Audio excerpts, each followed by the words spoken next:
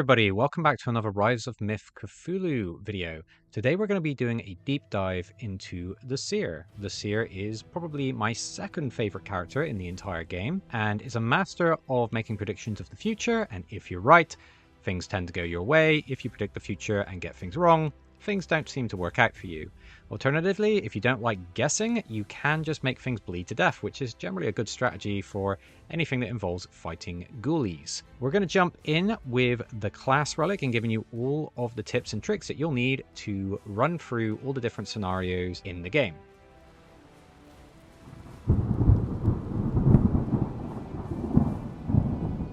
So before we get started, we have to consider our class relic. Our class relic is the Tower deck. It gives us 12 health and 9 sanity. Both of these nice big healthy numbers. 9 is enough to play with without going insane in case a few things happen, and 12 health is a lot to if a few hits get through your guard or something like that. The real meat and potatoes of this relic though is whenever your draw pile runs out of cards, you gain an energy or you regain a sanity. I cannot emphasize enough how ridiculously good this is. Basically, every time this empties out, so you've played all your cards and you're going to shuffle up to draw new cards, you're going to get an energy or a sanity. This means that you don't necessarily have to focus on drafting sanity cards from your card rewards as you're beating the monsters. It's just very, very strong. And one energy, the way I do my calculations in this game, and this is something I encourage you to look into, is for one energy I want 2 points of stats. So that's 1 energy for 2 attack, or 1 energy for 2 defense, or 1 energy for 1 attack, 1 defense. And so getting basically 2 points of stats for free every time this empties, which is going to be once every 2 turns with the starting deck. It's actually a little bit more frequently than that, but I'll explain that as we get into it. This is just really, really good, and I love this all the way through the game. If you're playing 2-act runs, this is incredible. It does mean you want to keep your deck on a diet, so be careful what you put in the deck. You should just be aggressively looking for the key cards to make your strategy work, and then not try and add too many other cards. It's going to clog it up and make it so that this tower deck doesn't trigger as often. You want this to go off as often as possible. It's very, very valuable class relic. Our insane debuff. So when we're at 5 or lower sanity, we are insane. If we're at 5 or lower health, we are wounded. So for our insanity debuff, this triggers specifically for this character when we're insane. She is forced to play the divination effects of their cards. In addition, if she fails the divination, she gets a weakness. So divination cards are special. Here is an example of one. This attack has divination, so when we play this, we can choose to use the divination effect. That means we flip over the top card of our deck, and if it matches this first symbol, in this case 3 strikes, which means an attack, we inflict 2 bleed. If we were to activate this and get anything other than an attack, it would have no effect. That said, there are cards that are melee attacks and defense cards. They're purple, which means they would count as a success in the event that you're looking for an attack or a defense.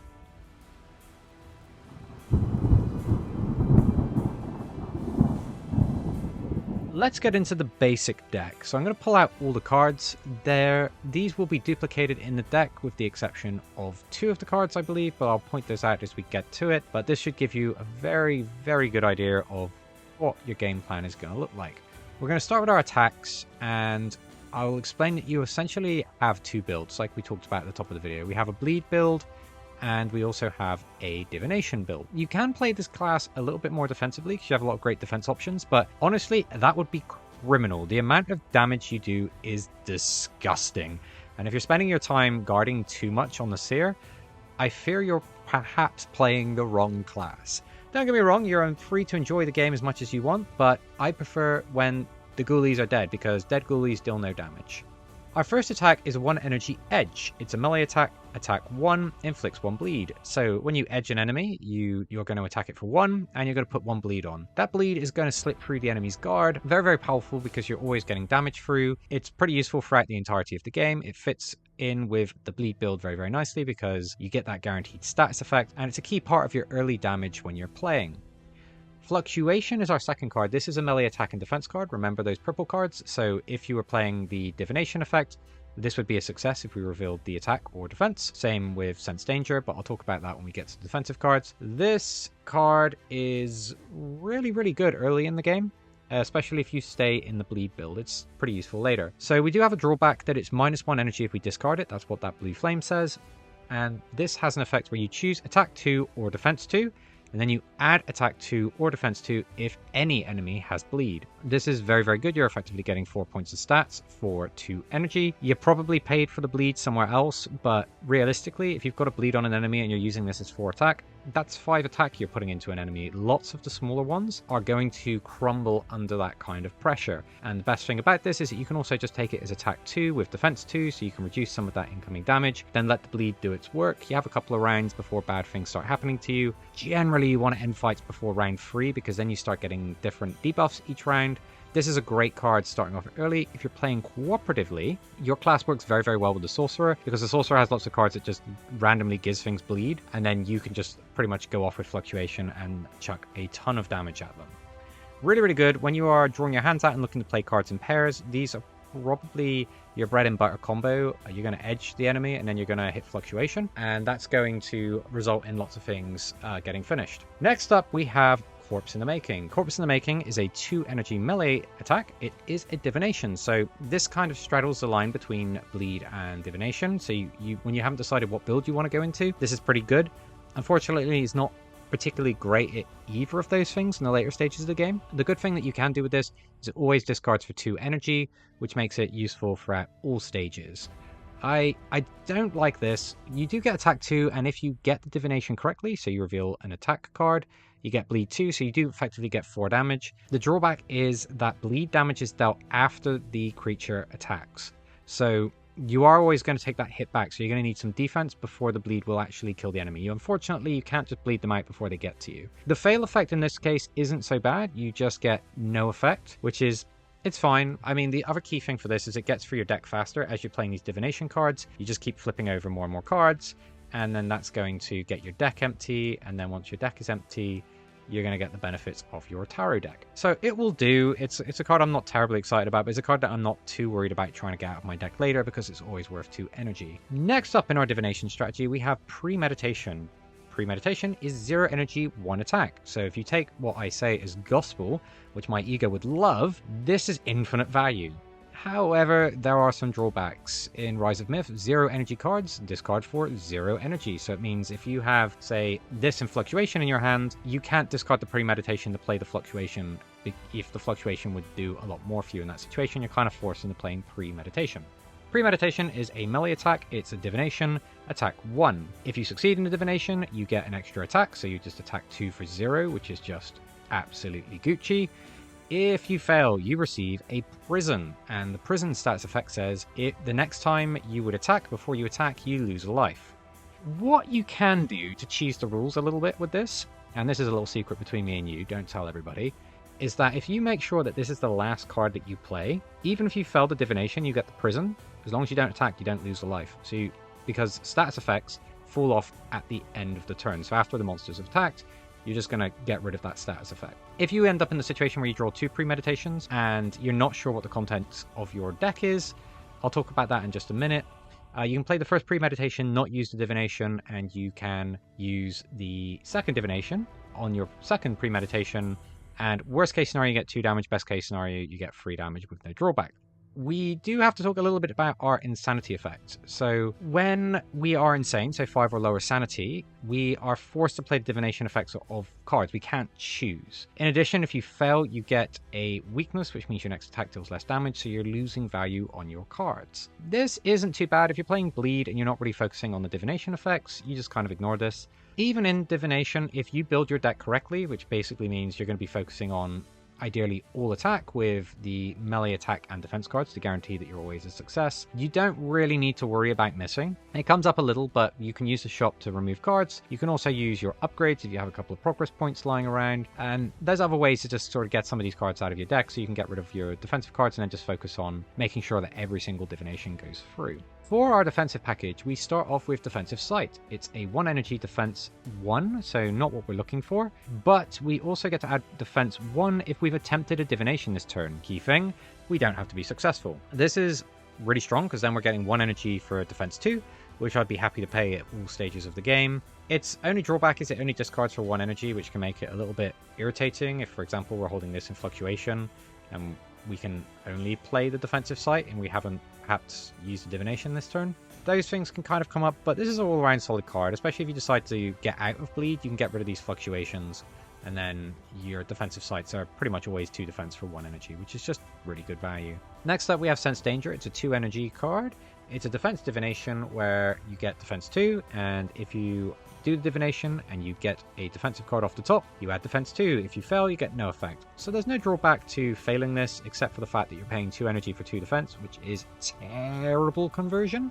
But the key thing is this lets you get through your deck faster, and if you do hit divination, you end up with 4 defense, which is really, really good value on a base card. It's a card I'd be quite happy to get out of the deck as soon as possible. I'd rather just be using defensive sight. But realistically, in the early stages, if you just need a little bit of defense to get through some of the monsters and then keep triggering our tarot deck, this will do. On the other hand, the other defensive option that we have is the Hierophant. It's 1 energy defense divination with defense 1. If we do the divination and we're successful, so we flip over a defense card, we get to draw a card. If we fail, we add defense 1. So even in the worst case scenario where we fail, we get 2 defense for 1 energy, so incredible value. And if we're successful, we draw a card. Since we already divined a card, it basically means this 1 card can get through effectively 2 additional cards in our deck. So we've cleared 3 cards off of our 12 cards. And the faster we get through, the more triggers of tarot deck we get, which we want. And that's kind of a strategy with the divination deck, is trying to get through this as fast as possible so that your tarot deck keeps triggering. And ideally, you can calculate based on how many defense cards are in your deck in total. You can figure out what your chances of success are. So you can start doing the stats at the table, saying I predict there's a 33.33, repeating of course, chance of success. As we can sort of see, these are how many defense cards we have in the deck, and we know the rest are attacks because these purple cards are a success in either situation. So if we can see that all 4 of these are in the discard pile, we are 100% guaranteed to succeed on our divinations. A big part of your strategy is going to be knowing what the makeup of your deck is, where the cards are, and how they all interact. This is probably not a very friendly class for new players because you're going to mess things up a little bit and you're not going to be looking for the right cards. But once you get a little bit familiar with what your game plan is and how you're going to play out, this class just absolutely goes off. It's incredible, and I love it. It's so much fun.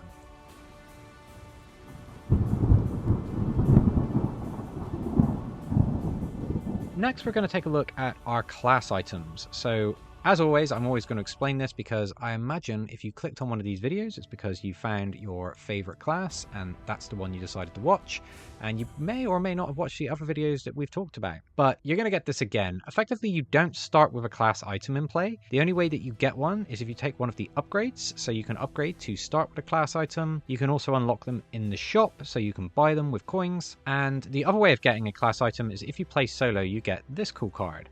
And it's double-sided. You choose a side at the beginning of the game, and then you have to keep it that side for the whole run. And this is only if you're playing on your own. So if you're playing on your own, you get the starting boost, which gives you a random class item, maximum initial health +2, and you get to replace 2 of your starter cards with 2 random common cards. Very, very strong. We get to remove 2 cards that we don't want. We get 2 upgrades. We have a healthier health pool, and we get one of our class items for 0 cost to begin the game with. Very, very good if you're new to this class, or new to the game in general. The flip side is if we choose the long path, we get our class item, but we don't get any other benefits. However, servant level enemies reward an uncommon card instead of a common card. From encounter 5 onwards, you'll start finding servant enemies showing up, and this basically increases the reward, so you end up with a much better deck because you start getting more cards out of the uncommon. And the Seer has some absolute filth in that deck. Honest to God, the cards are crazy good in this pile, and I'm going to show you some in a minute. But first, before we get to all the spice, let's talk about these class items one by one. We're going to start off with Astrolabe. I am probably saying that wrong. You can roast me in the comments for that. But this item is really, really cool. If you are wounded or insane at the start of the round, you draw 1 extra card. Who doesn't love extra cards? And the key with this is if you're playing a bleed build and you're not focusing on the divinations, you probably want to be insane, so that would be 5 or lower will get you there. This will then give you an extra card every turn, which means we're getting through our deck faster, which means that we're getting access to our tarot deck, which means we can always just put our sanity back up if we start falling below that. So we can keep our little sustain, and we're getting 7 cards per turn, which is huge. If we're playing the divination build, we can take a couple of hits and let our health go down, and then we start benefiting from the fact that we're wounded. Again, 7 cards better than 6. Not much more to say. This card is incredible. Requires a bit of setup, and in the first couple of fights of the game, you're probably not going to be directly taking damage. That's a very risky play before you know what your deck is going to look like. You're basically playing with a class item down. So this is probably one for the more experienced players to start off with. It's probably one of the better ones. If I had to rate them in tier list order, you'll see when I go through these. This one's at the top of my list, but also at the same time, I've played this game so many times, I kind of know what I'm looking for. And when you get to that point, you may come to the same conclusions. And if you don't, you know, it'd be really interesting to have a conversation with you. Next up is the Stone of Remembrance. This class item, once per round, if you have a successful divination, you can exchange the resulting effect to regain 1 health and 1 sanity. So instead of taking the success effect of, say, premeditation for an extra attack, we can just straight up heal 1 health and 1 sanity, which is really, really good. If you are newer to the class, this gives you really good sustain. Fantastic for some of the fights with the Great Old Ones where you are going to be pressured quite heavily. This can keep you topped up quite nicely, especially if you're in that divination build. It would be a little bit weird to play this in a bleed build, but you know, we have to play with the cards we're dealt, not the cards that we want if we decided to random our class item. Overall, Stone of Remembrance I think is a fantastic card. It will see you through the early game, it will keep you nice and healthy, it will let you farm up those progress points to make your future runs more manageable, and it's just generally all around a good card. It means that you don't have to focus on drafting that sustain from your rewards pile, because you can just get it off your class item, which means you can focus more on your offensive options. Next up, we have a whip. This whip says, each round, once per enemy, your melee attacks that deal damage inflict 1 prison. So this has to reduce their health by at least 1 for you to get the effect, but then you get prison, and prison will reduce the enemy's effect before it attacks you. Very, very strong, and if you're attacking multiple enemies at once, you can start stacking up these prison buffs and slipping lots of damage past enemy's guard. Usually you tend to nuke an enemy one at a time to take them out of the game so you can it's more manageable, but there are times where if you're especially playing in team play, you might get a window to hit 3 enemies and then get 3 of these prisons down, and then you start getting maximum value. You can think of this as effectively adding an additional half an energy to any attack that successfully deals damage. Really, really good class item. If it's your first playthrough, you can't really go wrong with Whip. Then second up, Stone of Remembrance. The only thing with Stone of Remembrance is it forces you on one of the 2 builds, whereas Whip, you can get this on either build. So this one's probably the most friendly if you want to get started with the Seer. Lastly, we have the Broken Sphere. The Broken Sphere says once per round, we draw 1 card the second time we divine. Fantastic. If we're playing a divination deck, we are probably going to be doing that all the time. So we're just effectively getting an extra card, which then means we're getting through our deck faster, which means we're getting our tarot deck triggers. Really, really good. I don't like this as much as the... it's kind of hard to say, because I like the Astrolabe because it basically means that I can choose which build I'm going to be into. I get the flexibility at the start of the game. Depending on what common rewards come out, I can decide whether I'm leaning bleed or if I'm going to be going more into divination, and then I can make my decision. But Broken Sphere, if I'm definitely sort of decided in my head I'm going to force divination, this card is very, very, very good, and it gives you basically the benefit of what Astrolabe would be in the way that you build your deck. And yeah, all of these items are very, very good, and they'll serve you for different purposes.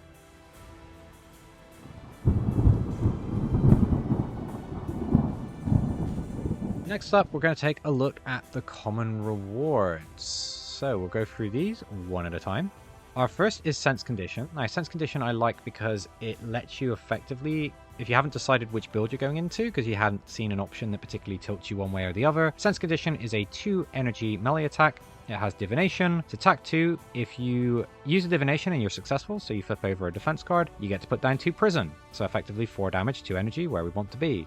If we fail the divination, we get 2 damage, and then we get bleed 1.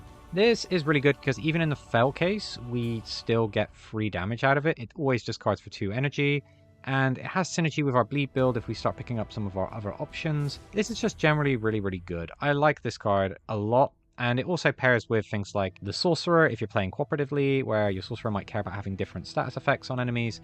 The fact that you can potentially put status effects like Prison when the Sorcerer focuses on Bleed means that you can get those multiple status effects, which then starts really helping you both go off, essentially, and just batter things. Next up, we have the B plan. Now, before there's that smart guy in the comments saying, surely Plan B is a better name. Plan B is the morning after pills name in America, and we felt like that would be inconsiderate. With that said and done, let's jump into what this card actually does. It's a 1 energy skill card. It's a permanent skill, so after you play it, it sits in front of you for the rest of the fight. At the end of the fight, you shuffle it back into your deck. This says bleed conditions deal double damage to enemies. If you discard this card, attempting a divination, deal 1 damage to 1 enemy. This card pretty heavily tips me into the bleed build. Getting 2 damage at the end of the creature's turn for each bleed on them is insane.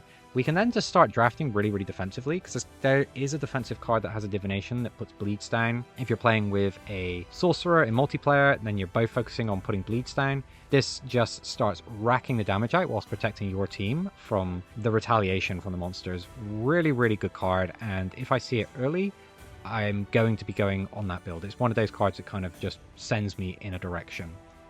When you get your reward cards for defeating an encounter, you can pay 1 sanity, or you can spend 1 of your gold coins to flip over an extra card.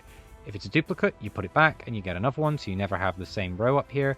But if you are very focused on going bleed in the early stages of the game, say you took the starting boost and you got a couple of good bleed cards, aggressively spend those coins looking for B-Plan. This is a very good card. It's a build-defining card. The only problem with this is that it's a skill, and skills get a bit clunky with divination effects because most of them go off when you divine an attack or a defense, and even the purple cards make a lot of sense in those decks because they're always a success. This would still be a miss. You still get something for it, but it is very clunky, so maybe this is hard. And if you divine this away and then you have to wait an entire cycle of your deck to get back to it, that's a lot of damage you're losing, so probably don't play this with divination cards if you can avoid it.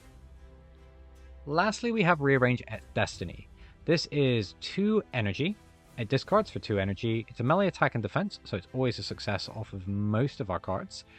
We get to choose attack 2 or defense 2. That is awful exchange, especially on a common card.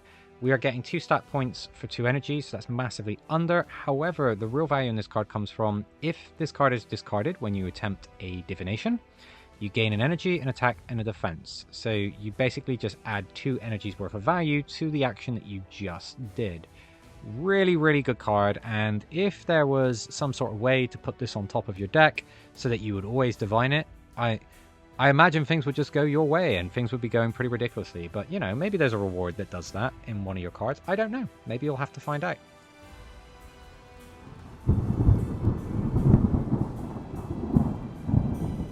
Now let's look at the real gems. We're going to be going to the uncommon cards next, and we're going to do these one at a time. We'll flip them over. There's so many I wanted to go over, but I just want to give you 3 because, like I've said before, you're probably frothing at the mouth to find out all the cards, but I want you to kind of discover these synergies yourself. So I'm going to give you a taste. We're going to give you that first hit for free, and then we're going to let you come back for some more. First, we're going to be taking a look at the Devil. 2 energy, melee attack and defense card. Great in the Seer, especially in a divination build. It has divination, so that's fantastic. Attack free, defense free. That is giving us 6 points of stats for 2 energy. That is gravy. Honestly, so much. It allows you to progress the fight, stop yourself getting hit back, which makes it very good against certain bosses where you need to focus on both attributes. Your divination's a bit weird. It's that book means a skill card. If you divine a skill card, you get to play that skill for 0 cost. That's great, but we're probably not filling our deck with skills if we're playing a divination, and if we fail, we get to draw a card, which is great. It means even in the worst case scenario, this card replaces itself and gives you a bunch of stats. There are some cards that say your next divination is always a success, and there's that rules guy who's now just like all the cogs are twisting and turning and all the numbers are flying in front of their face and they can see the code in the matrix. Yes, if you play one of those cards that says your next divination is 100% a success, you play this and it flips over a melee attack, you can play it for 0 because it's a success. So, funny how rules work sometimes. This card can be a little bit wombo combo-y, but I just like it for the sheer value. And again, it gets us through our deck faster, which gets this tarot deck going, and I will not stop saying how much you want this to go off every time. You just want to keep shuffling, which is quite adept now that I think about it, considering we're playing with cards. Next up, alright, I'm going to say it because I don't get to say it very often. You get to play the Worldle. And next you'll say, if you got that reference, the Worldle. But the World is the premier bleed card. I think this is probably the second best bleed card in the entire game. Each time you inflict bleed, gain an energy. That is so good. It means when you start edging things, you get the extra energy back. So you pay 1 energy, edge them, then you get the energy, so you paid 0 energy effectively for that, and you get to get the bleed down. And it just means you're going to be able to play out your entire hand. So good. and it just sits in front of you for the rest of the fight. It only costs 1 energy to play, and it pairs really, really well with some of your starting kit. Really good card. If you're in bleed, start spending those coins or sanity to just keep looking for this. This is a card you really, really want to have when you get to the Great Old One if you're in a bleed build. Lastly, we have the Wheel of Fortune. So the Wheel of Fortune is a 1 energy skill card. It discards for 2 energy because the blue flame is on there, but if you're discarding this card, I'm sure you have your reasons, but we're probably playing at completely different tables because I believe that would be an absolute travesty. This card has Divination. If you divine a defense card, you draw 3 cards and you regain 1 sanity. Draw 3 cards and regain a sanity, that's ridiculous. And if you don't get a defense card, you gain 3 energy and regain 1 health. When you play this, even if you fail, you end up with more energy than you would have got discarding it. You get 3 energy, so surplus of 1. If you succeed, you draw 3 cards, and I'm almost willing to guarantee in every case that's going to amount for more than 3 energy. And you're getting just random heals on one of your attributes. Really, really good card. In a draft, for example, if these came down together, if I'm in bleed, I'm 100% taking the world. There's like no way that I'm not taking this. This is just too ridiculous. In any other situation, I'm probably always taking Wheel of Fortune because just this card will get you through your deck faster. It gives you the energy, it gives you sustain, just really, really good. And the Devil is probably my tier 2 when I'm looking on Divination. Like tier 1 would be Wheel of Fortune, Devil would be tier 2. Really, really good cards. There's so many that I wanted to go through in here, but you're going to have to wait and see when you get the copies of the game in your hand.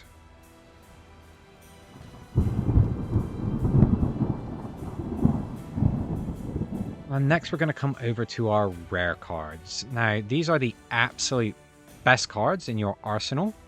And I'm just going to go ahead and put these down. And you're going to get this when you defeat the Great Old One. And then you play them into Act 2. And you'll probably have about 2 of these in your deck by the time you get to the Act 2 boss. Which, those are a lot harder. You can get more if you decide to play a bit more risky. Which, considering how ridiculous some of these cards are, it might be worth taking those risks. Our first card is the Star. It's a permanent skill. It has 3 uses, so each time you use it, you just keep a counter on it, and then you just remove the counters. So once it's all gone, you put it into your discard pile. This card gives you 2 energy. Your next divination in your turn will be successful, regardless of the card revealed. So everybody gets 1 when you play this, where you can shout, I can see the future, and your teammate can shout, I can see it too, and then any more than that, and you're overdoing it. But this card is Magical Christmas Land. It basically means whatever you want to happen will happen. This is manifesting. This is asking the universe for exactly what you need and it actually delivering. Now, if you say, I want a car, that's a bit beyond the scope of the game. But if you say, I want to bash ghoulies until they stop moving, the Star is pretty good for that. Really, really great card. I love this. It's actually kind of weird in the sense that if you build your deck right, your divinations will almost always be a success, in which case you are just getting 2 energy each turn for free. Really, really cool. And it sets up like cool combos with things like the Devil, so you get to play the next card of your deck for free. Awesome, awesome card. We're going to look at a defensive card. Now, I have been talking pretty much all offense through this, but this is 2 energy, the Emperor. And you can look as refined as this gentleman, as this card has Retainable, which is a keyword we haven't really discussed before. Retainable means at the end of your turn, you don't discard it, you can just hold on to it, so you can play this for when you need it. Gives you defense 5. And yeah, you may return this card to your hand at the end of the round, so you can just basically keep defending. Really, really good card. Will keep you covered for the entirety of the fight. I love this card. It's fantastic. Last but not least, we're going to talk about the Empress. The Empress is a 3 energy card, so it's a little bit on the higher end of what you're going to be paying for energy costs. But by God, is this card worth it?